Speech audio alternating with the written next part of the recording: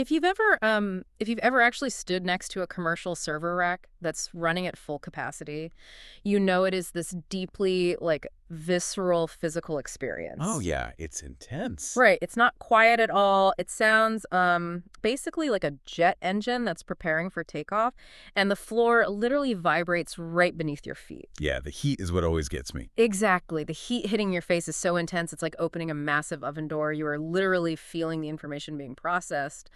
But that deafening hot reality is like the exact opposite of how we usually think about artificial intelligence. We always picture the software. Yeah, we think of AI as this pristine little text box on our screen, like a polite, magical software ghost living somewhere up in the cloud. Hmm? But today, we are taking you, the listener, out of that clean software illusion.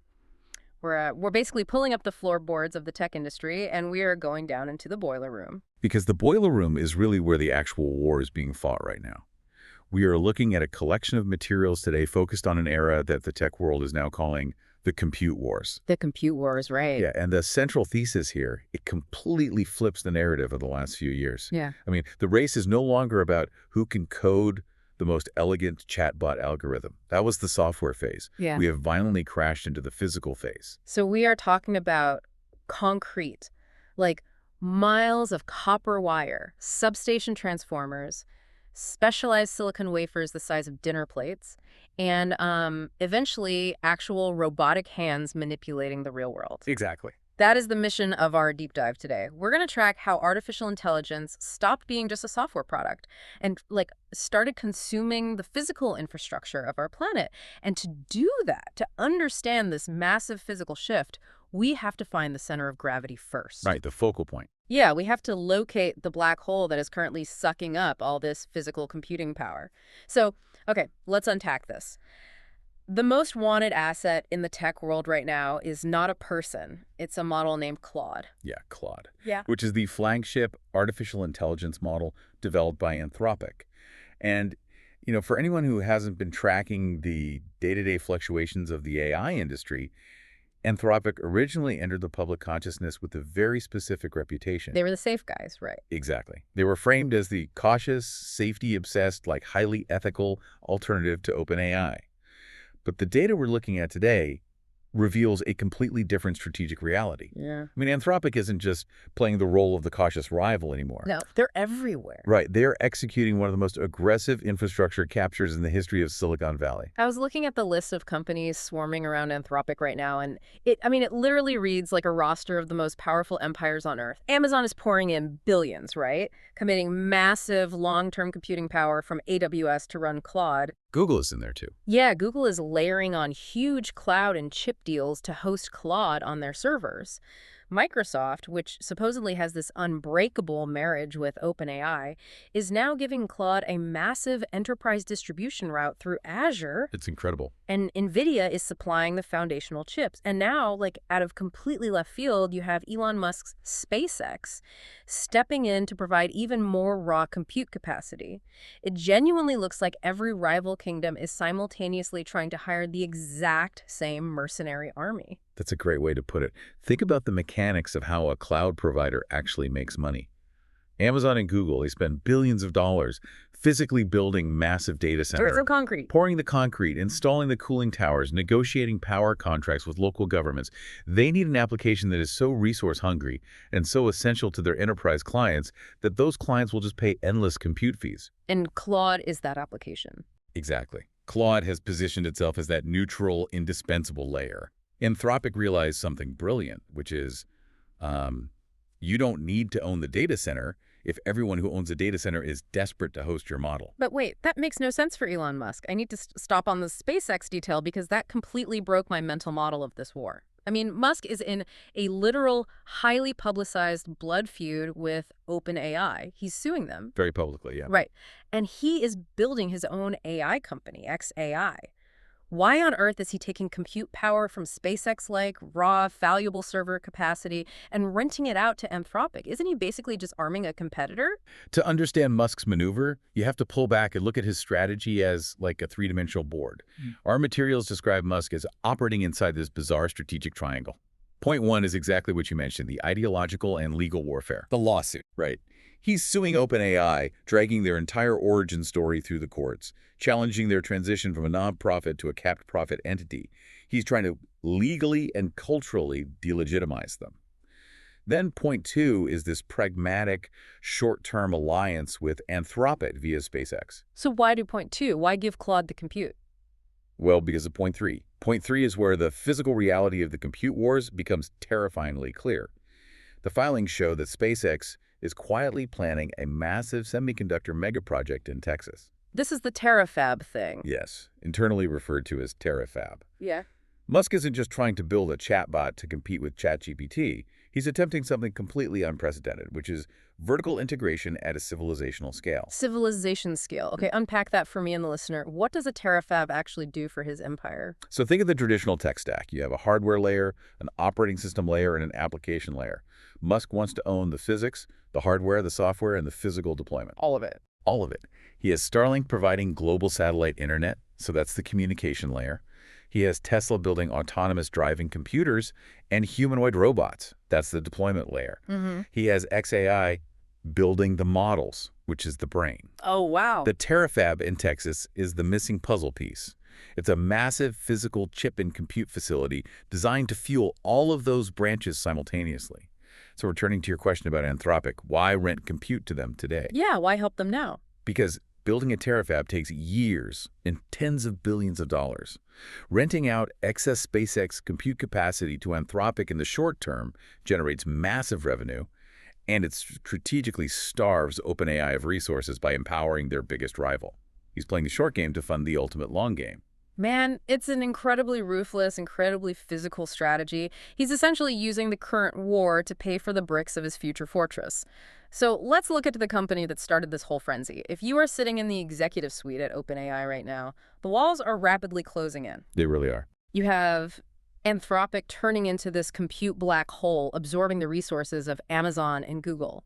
You have Mark Zuckerberg at Meta giving away open source models for free just to basically burn the market to the ground. You have Musk attacking your origin story and building a physical empire in Texas. And worst of all, you are living inside a house owned by Microsoft. You rely on Azure for your computing power. And that dependency is the existential threat to OpenAI. I mean, if Microsoft decides to raise the rent or prioritize their own internal AI projects, OpenAI has very little leverage. This leads directly to a fascinating, highly speculative section of our materials today, which is OpenAI's desperate search for a hardware escape route. Right, and this is where we get to the Cerebras IPO. The materials note that OpenAI has deep connections to Cerebras, which is preparing to go public. And I have to admit, I read the word Cerebras, I read the phrase bargaining power in chips and inference capacity, and my eyes sort of just glazed over. It gets technical very fast. Yeah. For the listener trying to grasp the mechanics here, why does OpenAI care about this specific chip company? What is inference, and why does this buy them an escape route? Let's break down the jargon, because the mechanics here are actually beautiful. In the AI world, there are two distinct phases of a model's life: training and inference. Training is like sending an AI to a rigorous university for 4 years. Right. You feed it petabytes of data, it requires massive clusters of NVIDIA chips running for months, and it consumes the energy of a small city. It's incredibly expensive and really slow. But once the model is trained, it graduates. It knows how to write a poem or analyze code. Right, and then comes inference. Exactly. Inference is when you, the user, type a prompt into ChatGPT, and it generates an answer. It's the model applying what it learned to a specific question. Inference doesn't require a supercomputer running for months. It requires a chip that can process that single prompt instantly and cheaply. Okay, I get it. And as AI becomes integrated into every app on your phone, the volume of inference requests is exploding into the trillions. So OpenAI is basically burning a hole in their wallet, paying for all these user queries. Yes, and this is where Cerebras enters the picture. The standard way to make AI chips, like NVIDIA does, is to take a massive silicon wafer and slice it up into dozens of small individual chips. You wire those chips together, but communication between them creates bottlenecks. Because they have to talk across the wires. Right. Cerebras looked at that process and did something completely counterintuitive. They said, what if we just don't cut the wafer? They manufacture a single, unified chip the size of a dinner plate. It has trillions of transistors on a single piece of silicon. A dinner plate-sized chip? That sounds like it would be impossible to cool. Oh, it is an engineering nightmare. But if you pull it off, the communication speed inside that single massive chip is light years faster than wiring a bunch of small chips together. For inference, for spitting out answers to millions of users simultaneously, that architecture is theoretically a massive advantage. Oh. So by cozying up to Cerebras, OpenAI is signaling to Microsoft and NVIDIA, hey, we have other options. We have friends building completely different physical architectures. Do not try to squeeze us. They are essentially building a backdoor out of Microsoft's server farms, but the hardware escape route goes even further than server chips, right? The materials confirm that OpenAI has been holding deep strategic meetings with Jony Ive, the legendary former design chief at Apple. The guy who designed the iPhone. The man who designed the iPhone. And the supply chain rumors suggest they are targeting 2027 to produce an AI-first phone. Yeah, Jony Ive partnering with Sam Altman is the kind of rumor that makes the entire hardware industry freeze. But you really have to ask yourself why. Apple and Google have held an impenetrable duopoly over the smartphone market for over 15 years. Amazon tried to make a phone and failed miserably. Microsoft tried and failed. Why does OpenAI think they can succeed where trillion-dollar hardware veterans were basically slaughtered? That's exactly my question. If I'm a consumer, I love my current phone. My apps are there, my photos are there, my group chats are there. I'm not going to throw my device in the trash just to carry around a dedicated OpenAI brick. It seems like hubris. It would be hubris if they were trying to build a traditional smartphone. But they aren't. Yeah. Our materials outline a critical mantra that explains this entirely. If AI agents become the interface, the device becomes the throne. Let's look at how you use your phone right now. Okay. You unlock it, you look at a grid of colorful squares, you tap the Uber app, you tap the destination, you confirm the ride. You are the one doing the work, navigating the operating system. Right. The operating system is the landlord. It dictates what I can do. But imagine a device built entirely around an autonomous AI agent. You don't open apps, you just speak to the device. You say, get me a ride to the airport and let my 10 a.m. meeting know I'll be 5 minutes late. Oh. The AI agent securely accesses your calendar, understands the context of the 10 a.m. meeting, drafts a message in your voice, sends it via your preferred messaging app, calculates the optimal route to the airport, and books the ride. The grid of apps disappears. The traditional operating system becomes invisible. Oh, I see. If the AI is doing all the clicking, the AI is the operating system. Exactly. And if OpenAI controls that AI, but that AI lives on an Apple iPhone, well, Apple can shut them down tomorrow. Apple can demand 30% of their revenue. Apple can restrict what the agent is allowed to access. Because they own the glass. Right. OpenAI realizes that whoever controls the piece of glass and metal in your pocket controls the portal to your daily life. Yeah. They have to build their own hardware, not to compete with the iPhone's camera, but to bypass Apple's toll booth entirely.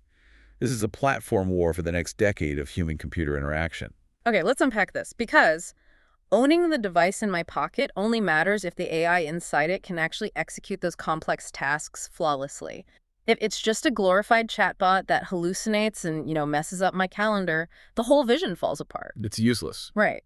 And that brings us to the next massive paradigm shift detailed in our research. The AI isn't just generating text anymore. We are officially entering the agentic era. The AI is taking action. The transition from chatbots to autonomous agents is the most economically significant shift we've seen since the invention of the model itself. We see this heavily emphasized in Anthropic's recent moves.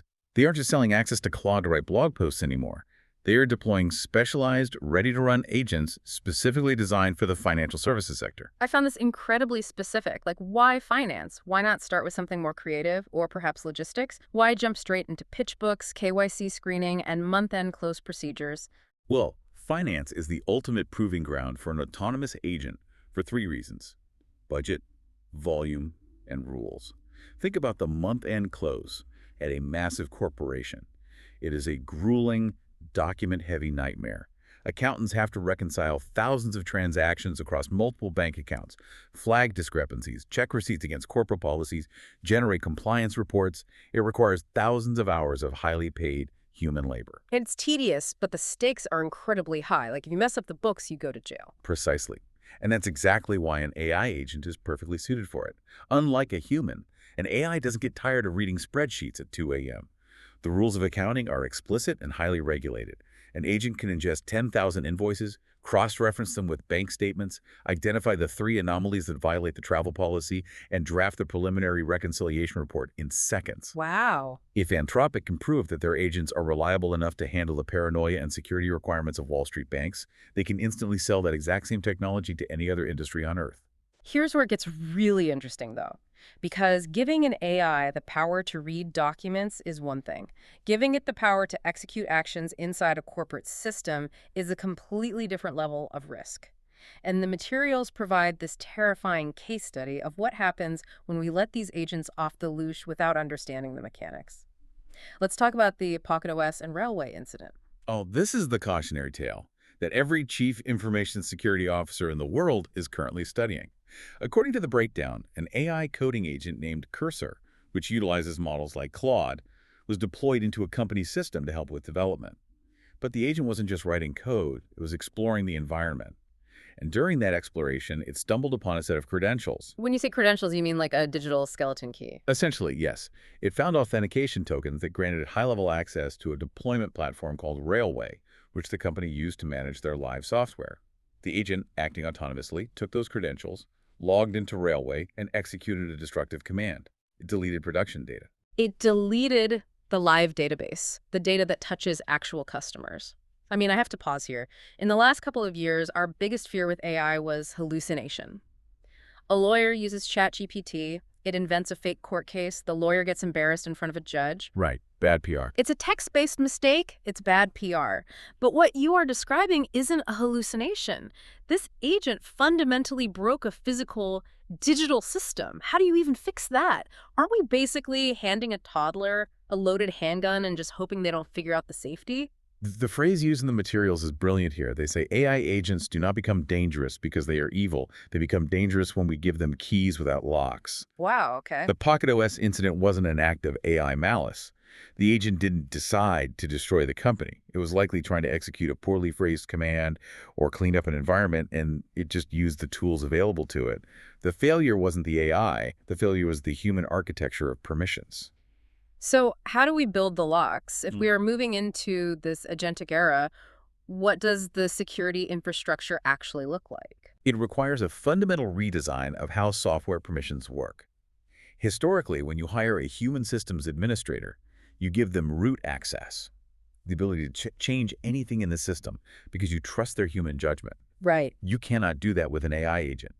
The new architecture is based on strict scoped access. If an agent is hired to reconcile travel expenses, it is mathematically blocked from accessing the customer database. So it lives in a digital straitjacket. A very comfortable, highly monitored straitjacket, yeah. Mm. Furthermore, any destructive action, deleting a file, transferring funds, shutting down a server, cannot be executed autonomously. The agent can prepare the action, but the system must require explicit cryptographic human approval before it fires. Like the 2 keys to turn the nuclear submarine launch code. Exactly. You also need immutable audit logs. If an agent deletes a file, you need a forensic trail showing exactly which prompt triggered the action, which neural pathway evaluated it, and which credential was used. We are moving from an era of software development into an era of digital containment. That makes sense for the technology, but it has massive implications for the humans working alongside it. I mean, if we are employing these highly contained, hyper-efficient digital workers to do our accounting and coding, what happens to the human org chart? This brings us to the most disruptive structural change highlighted in our research. The materials cite recent corporate restructurings at companies like Cloudflare and Coinbase. Now, we have to be intellectually honest here. A lot of tech companies use AI as a convenient excuse to lay off workers when the real reason is just overhiring or high interest rates. Right, the classic pivot. But the internal language being used by leadership at these companies represents a genuine paradigm shift. They are explicitly stating a transition to an agentic AI-first operating model. The org chart itself is mutating. I saw the materials break this down into 3 distinct waves of evolution. I want to walk the listener through them because it perfectly illustrates how fast this is moving. The first wave was simple. Employees use AI. This is where most of us are right now. You are a marketing manager. You need a list of 20 catchy slogans. You open ChatGPT, you ask for the list, you pick the best one, and you put it in your presentation. The AI is a tool, just like Microsoft Word or a calculator. The AI is subservient to the human workflow. But then comes wave 2, which is Teams are rebuilt around AI. Let's stick with the marketing example. Huh? Instead of having a team of 10 human copywriters and graphic designers, you restructure the department. You keep 3 highly strategic human managers. Okay. Those 3 humans manage a suite of specialized AI tools. One agent generates the copy, one agent creates the images, one agent A/B tests the ads on Facebook. The human headcount shrinks drastically, but the output multiplies. The humans are now editors and conductors, not creators. But wave 3. Wave 3 is where things get truly science fiction. Yeah, Wave 3 is the realization of the agentic operating model. Companies are designed as human agent systems from the point of inception. In this model, the AI is not a tool, and it is not a team augmentation. It is an independent node on the official org chart. Wait, really? Like an official employee? Yes. You have human employees and you have agentic employees. An AI agent might be officially designated as the Tier 1 customer support lead. That agent has its own budget. It communicates directly with the logistics agent to track a lost package. It negotiates a refund with the customer. The humans don't even see the interaction unless an anomaly is flagged. The AI has become a structural, load-bearing pillar of the corporation. Okay, so we have Claude absorbing all the cloud infrastructure. We have Musk building vertical empires in Texas. We have OpenAI trying to invent a new piece of hardware to bypass Apple. And we have autonomous agents doing our taxes, deleting our databases, and taking up physical space on our corporate org charts. So what does this all mean? It means these models are becoming the central nervous system of the global economy. And to keep that nervous system running flawlessly 24 hours a day, the AI needs an unfathomable amount of power. Which brings us to the physical toll of this intelligence. And before we dive into the bizarre ways companies are trying to power these data centers, we have to acknowledge who else has noticed this power shift. Because when you build something that controls the financial system and the corporate org chart, the government demands a seat at the table. Naturally. I was really struck by the section on SEMAI, the Center for AI Standards and Innovation. The government is essentially walking into the labs of Microsoft, Google, XAI, OpenAI, and Anthropic and saying, we need to see what you are building before you show the world. What are they actually looking for? They're looking for national security threats. Historically, tech regulation has been incredibly reactive. Social media was invented, it caused massive societal shifts, and 10 years later, Congress dragged Mark Zuckerberg into a hearing to ask him how Facebook makes money. Right, the infamous hearing. The government realizes they cannot afford a 10-year delay with agentic AI. Through initiatives like SEMAI, operating under the Commerce Department, the state is gaining early access to unreleased frontier models. They want to test drive the AI. To see what it can do. Exactly. Can this model be tricked into designing a novel biological weapon? Can this agent autonomously penetrate the grid of a nuclear power plant? So the model room, the highly secretive, hyper-competitive labs where these tech billionaires are trying to beat each other, has suddenly become a classified government security room. It creates an incredibly complex four-way tension. Look at the motivations here. The AI labs are driven by speed. They need to ship the product to justify their multi-billion-dollar valuations. The open market and enterprise clients are driven by efficiency and dominance. The general public is driven by a desire for safety and reliability. They don't want the AI deleting their bank accounts. And the government. The military and intelligence apparatus, they want strategic capability, but they also demand the power of inspection and containment. The state recognizes that a server rack running a frontier model isn't just a tech product anymore. It is the equivalent of a uranium enrichment centrifuge. It is a dual-use technology with civilizational implications. Wow, that is a staggering comparison. But it perfectly segues into the physical infrastructure required to keep these centrifuges spinning, because the physical requirements are causing the architecture of the internet to get downright weird. The materials highlight this shift in bottlenecks.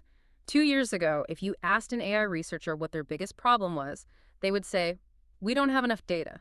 They had literally scraped the entire internet, every book, every Reddit post, every Wikipedia article. They solved the data bottleneck. Then the bottleneck became silicon, the famous GPU shortage. Everyone was begging NVIDIA for their H100 chips. It was like gold dust. If you had GPUs, you had power. But the materials argue we have passed the silicon bottleneck now. The new bottlenecks are entirely elemental. We are talking about land, we are talking about water, we are talking about raw electricity and the capacity of the national grid. How bad is the energy crisis for these data centers? It is the single greatest limiting factor to the advancement of AI today. You can have all the chips in the world, but if you cannot plug them into a wall, they are just useless glass and metal. Let's walk through the mechanics of a modern AI data center. These facilities require hundreds of megawatts of power. To put that in perspective, a single 100 megawatt data center uses roughly the same amount of electricity as 80,000 US homes. That's insane. And that power doesn't just run the chips, it runs the cooling. Because if you put 100,000 GPUs in a room, they will literally melt themselves into slag within minutes if you don't cool them, right? Exactly. Traditional data centers use massive HVAC systems and evaporative cooling towers, which consume millions of gallons of fresh water. But as these chips get denser and hotter, blowing cold air on them isn't enough anymore. We are having to physically pump liquid coolant directly across the silicon plates. The power grid simply wasn't built for this localized density. So what happens when they try to build a new one? Well, if you want to build a new 500 megawatt data center in Virginia right now, the local utility might tell you, great, we can hook you up to the grid in 2031. It takes years to build the substations and high voltage transmission lines required to deliver that much power. And the tech companies absolutely refuse to wait until 2031, which leads to the bizarre infrastructure solutions we found in the research. Let's talk about Panthalassa. I want the listener to really picture this concept because it sounds like something out of a James Cameron movie. Panthalassa recently raised major funding to build autonomous ocean-powered compute systems. It is an elegant, if extreme, solution to the two biggest bottlenecks, which are power and cooling. The concept involves constructing massive, floating pods filled with server racks. You anchor them offshore. But how do you power a floating data center? I mean, you can't run a massive extension cord to the beach. You don't. You harness the kinetic energy of the ocean.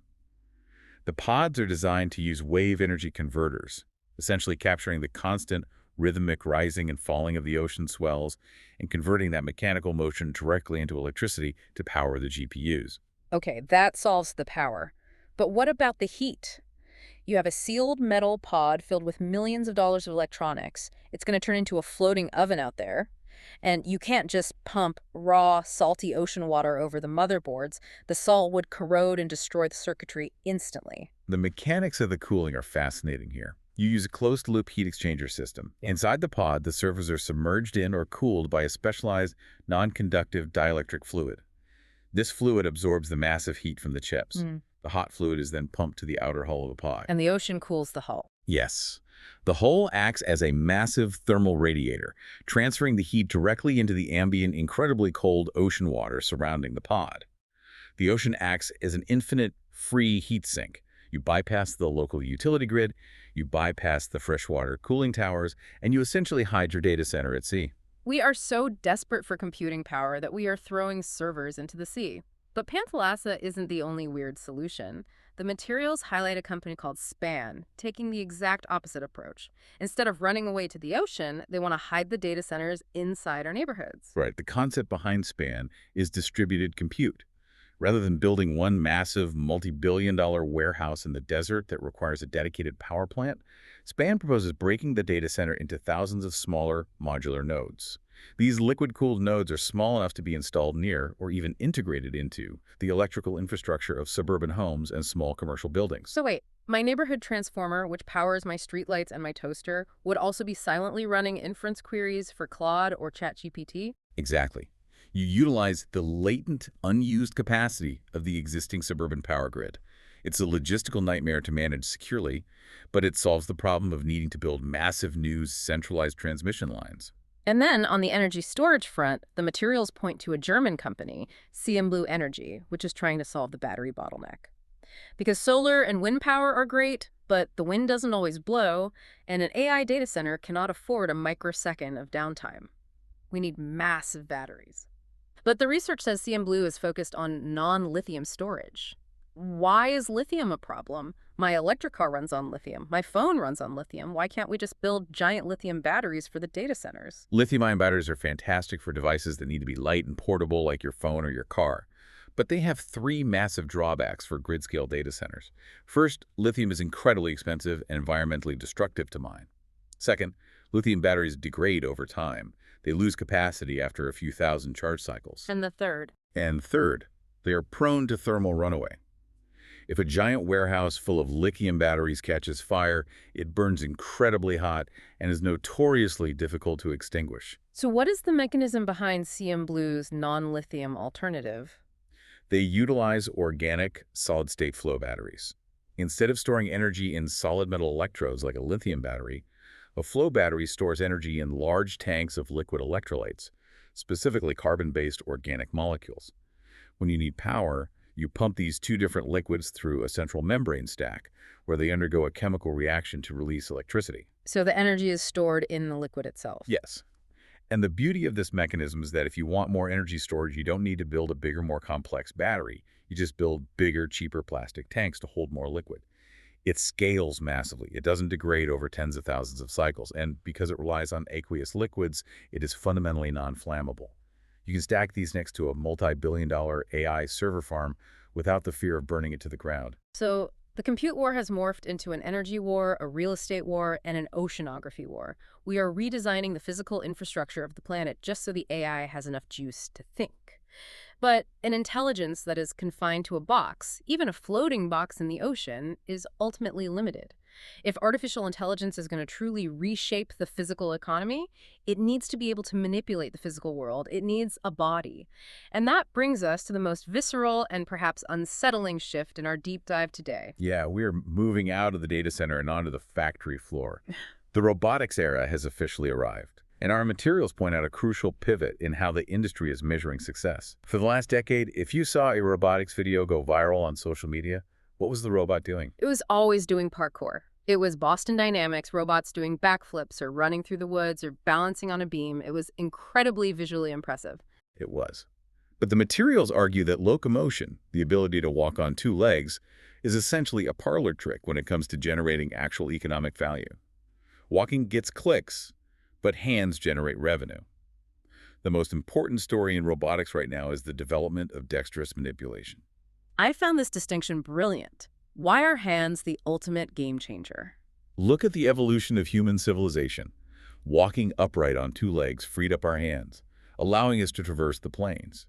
But it was our opposable thumbs, our fine motor skills, and our highly sensitive tactile feedback that allowed us to nap flint, weave clothing, build engines, and type on keyboards. So it's the exact same for robots. The exact same principle applies to artificial intelligence. A robot that can successfully navigate the aisles of a warehouse is a novelty. It's basically just a smart forklift. But a robot that can walk down that aisle, reach into a bin, gently pick up a fragile glass ornament, place it into a cardboard box, and tape the box shut. That robot replaces human labor across entire sectors of the global supply chain. And the companies profiled in our research are making terrifyingly fast leaps in this specific area. We have China's Linkerbot, which is reportedly producing thousands of robotic hand units per month, attempting to standardize the physical hardware. We have a French startup called Genesis AI that recently debuted a dexterous hand capable of playing the piano and, the classic benchmark, cracking an egg. Cracking an egg is a phenomenal engineering challenge, and it perfectly illustrates the central problem of physical AI. To crack an egg, a robot needs two distinct systems working in perfect harmony. First, it needs vision. The cameras in its head must identify the egg, calculate its position in 3D space, and map the trajectory of the arm. But vision is not enough. The materials highlight a profound mantra for this space. Vision tells a robot what it sees. Touch tells a robot what it is doing. Because if it only uses vision, it will close its metal fingers around the egg until it shatters it into a mess. Exactly. This is why companies like ICA, highlighted in the text, are obsessively developing force-sensitive robotic claws. The robot's fingers must be embedded with highly advanced tactile sensors.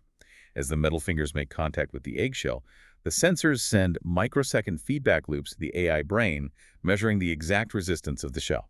That's incredibly precise. It is. The AI must calculate the exact millimeter of pressure required to fracture the shell without crushing the yolk inside, and then execute the pulling motion to separate the halves. It requires a level of localized intelligence and physical feedback that is infinitely harder to program than a chatbot summarizing a PDF. And what's wild is that they aren't just doing this in sterile laboratories anymore. The humanoid race is moving into mass production. The numbers cited here are staggering. A company called 1X has opened a facility in California with the stated target of producing 10,000 humanoid robots a year. Another company, Figure, claims their production line is currently outputting one humanoid robot every single hour. You have Robo-Era deploying units directly into logistics centers in China? The pattern of deployment is critical here. These robots are not being sold as general-purpose household butlers yet. They aren't going to fold your laundry or cook you dinner tomorrow. They are being deployed into highly constrained, data-rich, repetitive physical environments. They are going into auto manufacturing plants to insert specific clips into car chassis. They're going into Amazon warehouses to sort oddly shaped packages from a conveyor belt into bins. I love the phrase the materials used to describe this phase. They say the first useful humanoids will basically be warehouse interns with expensive hands. It's so pragmatic. You don't ask the intern to design the factory. You ask the intern to move box A to shelf B 10,000 times until they stop dropping it. But there is a company mentioned here, Tudor Intelligence, that takes this a step further. They are running a robot data factory. What does that even mean? This touches on the biggest bottleneck in robotics. A large language model like Claude learns by reading the entire internet. It has trillions of words of training data. But where does a robot get the data to learn how to fold a shirt or sort a box? There is no internet of physical movement. Oh, wow. I never thought of that. Yeah, Tudor Intelligence realized that before robots can be useful, we have to generate the physical training data. So they literally set up warehouses where robots perform thousands of repetitive, menial physical tasks, often teleoperated by humans at first, just to record the kinematic data. They are building the physical data set from scratch. They're essentially doing the reps to build muscle memory for the entire industry. But building the physical body and the expensive hands is only the hardware side of the equation. If we look back at the history of technology, the companies that make the hardware rarely capture the most value. It's the platform that wins. And that brings us to one of the most fascinating strategic signals in the entire deep dive, the App Store for robot bodies. This is the moment the robotics industry shifts from a hardware business to an ecosystem business.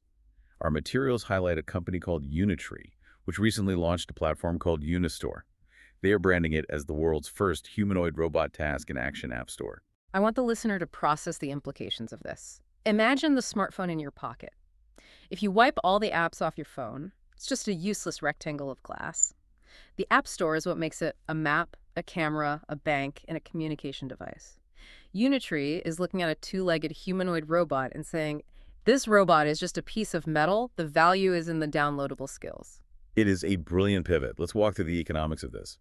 Building a reliable humanoid robot is incredibly capital intensive. You have to manufacture actuators, motors, titanium joints, and lithium battery packs. The profit margin on selling the physical robot unit will eventually be driven down to almost zero by mass manufacturing out of China. It will become a commodity. So how do you make money if the robot itself is cheap? You own the Unistore. You build the centralized platform where third-party developers can upload and monetize specific physical skills. Let's say a brilliant AI startup in London spends a year training a neural network to perfectly flawlessly fold any type of clothing. They package that physical algorithm into a downloadable skill app. So as a consumer, I buy a cheap, standardized robot body from Unitree, and I put it in my living room. But the robot doesn't know how to do anything yet. I open my phone, I log into the Unistore, and I literally pay $4.99 to download the Laundry Master skill into the robot's brain. Exactly. Or a warehouse manager pays a $500 monthly enterprise subscription for a forklift operation skill. And because Unitree owns the platform, they take a 30% cut of every single digital transaction that results in physical labor. The materials make a profound prediction here. The next great platform war won't be Apple's iOS versus Google's Android on a screen. It will be robot operating system versus robot operating system. Whoever controls the marketplace for physical skills will tax the manual labor of the future economy. A 30% tax on physical labor, that is wild. But this explosion of robotic platforms isn't happening uniformly across the globe. The deep dive paints a picture of a fractured, highly regionalized board game. The United States is tearing itself apart, fighting over data centers, Musk is building vertical empires, and China is massively scaling hardware production. But I was looking at the section on Europe, and it feels like they are playing an entirely different game. They aren't trying to build flashy humanoids for social media, and they don't seem to be competing in the consumer chatbot space at all. Europe's strategy is highly distinct, deeply pragmatic, and incredibly smart. They have recognized that they missed the boat on consumer cloud platforms, and they don't have the hyperscale tech giants like Google or Amazon. So rather than trying to beat OpenAI at the chatbot game, Europe is leaning into its historical strength-deep, precision industrial engineering. They're focused on building trusted industrial intelligence. The prime example highlighted here is Germany's Near A Robotics. They are attempting to build a massive physical AI ecosystem. But unlike Unitree, which seems focused on consumer app stores, Neri is building foundational partnerships. They are partnering with AWS for the cloud backend. They are partnering with Dassault Systems, which is fascinating. Dassault builds virtual twins and industrial simulation software, and they are establishing a massive robotics training center called the TUM RoboGym at the Munich airport. This approach gives Europe a unique strategic identity. Neri isn't trying to sell you a robot to do a backflip. They want to integrate AI into the actual fabric of heavy manufacturing. Yeah. Let's look at the Dassault Systems partnership. A virtual twin is a mathematically perfect digital replica of a physical factory. Okay, so a simulation. Right. Before you ever put a real robot onto a real factory floor, you drop the AI agent into the virtual twin. You run millions of simulations to see how the robot interacts with the assembly line, where it creates bottlenecks, and how it handles anomalies. By the time you deploy the physical robot, it has already practiced its job a billion times in a simulated environment. It is the ultimate industrial sandbox. And it's not just Know Your RA. The materials point to SAP, the massive European enterprise software giant. This detail caught my eye because it seems so dry, but the implications are huge. SAP recently acquired a company called Prior Labs to focus on something called tabular foundation models. Now, I know what a large language model is. It predicts the next word in a sentence. What on earth is a tabular foundation model, and why does an enterprise company care? To understand this, you have to look at how real businesses operate. Businesses do not run on poetry, and they do not run on conversational chatbots. They run on spreadsheets. They run on vast, complex relational databases, inventory levels, supply chain logistics, pricing matrices, payroll records. This data is tabular. It lives in rows and columns. Right, the boring stuff that actually makes the economy function. Exactly. A standard language model like Claude or ChatGPT is trained to understand the semantic relationship between words in a paragraph. If you feed it a massive spreadsheet of supply chain data, it struggles to understand the strict mathematical relationships between column A and column Z. A tabular foundation model is an AI built from the ground up to intuitively understand structured data. Wow, okay. It doesn't write emails. It looks at a 10 million row database of global shipping logs and instantly predicts that a typhoon off the coast of Taiwan is going to cause a 14-day delay in your microchip supply, and autonomously recommends shifting orders to a supplier in Mexico to maintain margins. That is infinitely more valuable to a Fortune 500 CEO than a chatbot. It is. Europe is essentially saying, you guys can fight over who builds the smartest digital assistant. We are going to build the invisible intelligence that runs the global supply chain, integrates into factory automation components made by Schaeffler, and manages the ERP software. It is deeply integrated, highly sticky, and economically foundational. I appreciate the sobriety of the European approach. It's grounded in physical reality. But now I want to pivot to the exact opposite end of the spectrum. I want to look at what Mark Zuckerberg is doing over at Meta. Because if Europe's strategy is industrial integration, Meta's strategy seems to be total psychological saturation. The materials call it an everywhere strategy. Meta's approach is perhaps the most culturally transformative of all the players. Yeah. Let's look at the pieces they are moving on the board.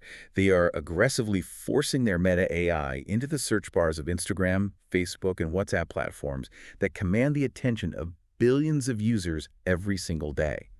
They are spending billions to keep their highly capable Llama models open source and free, explicitly to commoditize the very thing OpenAI is trying to sell. And the hardware. They are heavily investing in smart glasses with Ray-Ban. They're building digital avatars. And crucially, they recently acquired a company called Assured Robot Intelligence, proving they are looking at embodied physical AI. The insight from the materials here is chillingly brilliant.